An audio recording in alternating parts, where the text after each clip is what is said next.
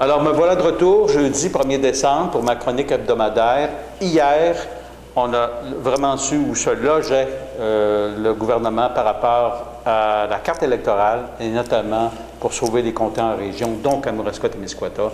Le ministre Yvon Vallière, dans tout son élan qu'on connaît, finalement confirmé qu'il ne déposerait pas le fameux projet de loi 19. Ça, c'était un projet proposé par le gouvernement libéral au mois de mai et juin qui disait que c'était une solution temporaire qui pourrait permettre là, de passer la prochaine élection générale et que c'était taillé sur mesure selon le gouvernement. Alors, on est aujourd'hui au mois de novembre, alors qu'on a exprimé qu'on allait l'appuyer puis qu'on allait aller de l'avant.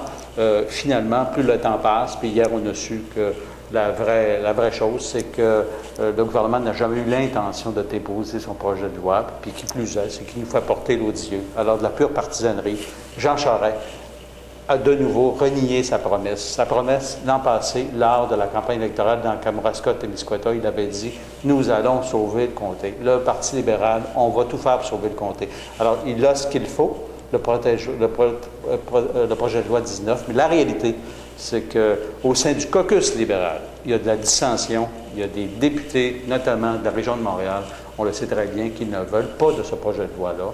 Alors, on a vraiment eu leur juste. C'est malheureux, puisque c'est la perte du poids représentatif, du poids politique des régions à l'Assemblée nationale.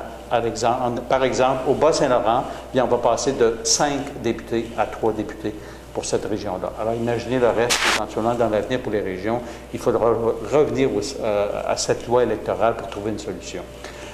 Deuxième point, c'est que demain, je ferai l'enregistrement de l'émission La Roque-Lapierre, demain après-midi. Et cette émission-là, en principe, elle devrait passer sur le réseau TVA à 12h30 dimanche prochain.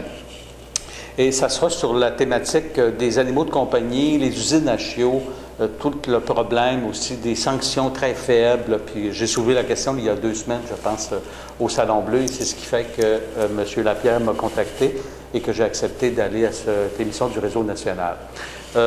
Enfin, il y a le vérificateur général qui a déposé son rapport annuel hier et parmi les dossiers, bien, est revenu sur l'avant-scène toute la question des places en garderie. On se souviendra de Tony Tomassi, que personne ne peut l'oublier, l'ex-ministre de la Famille du Parti libéral qui a été expulsé du caucus l'an dernier sur une question de carte de crédit, mais tout le fond de l'affaire est beaucoup sur l'octroi des places en garderie. La ministre Courchaine est vraiment prise avec ça, puisque le rapport du vérificateur général confirme tout ce qu'on amenait, nous, au Parti québécois, dans ce dossier-là depuis une couple d'années.